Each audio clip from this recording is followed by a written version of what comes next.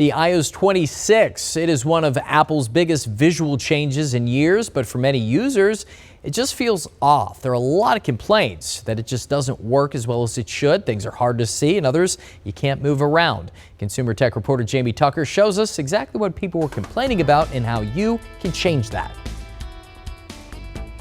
iOS 26 kind of feels like Apple moved the furniture in the dark. I've heard from a lot of you asking, can I go back? Well, technically, yes, but it isn't easy. What you can do, and it's pretty easy, is to turn some of it down.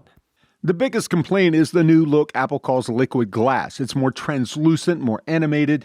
That means icons, menus, and controls can blend into whatever's behind them, which for some people makes things harder to see and harder to focus on.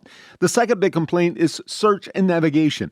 In iOS 26, search still exists, but it isn't always where your brain expects it to be. In some apps, it's at the top. In others, it's at the bottom. And in Safari, the search and address bar can expand, collapse, and move depending on how you scroll. If you hate it, here's the good news. While you can't go back to the old look, you can make iOS 26 feel more normal. To reduce the glassy look, go to Settings, Accessibility, Display, and Text Size. Turn on Reduce Transparency and Increase Contrast. And in iOS 26.1, Apple added a tinted liquid glass option under Display and Brightness that makes text easier to read.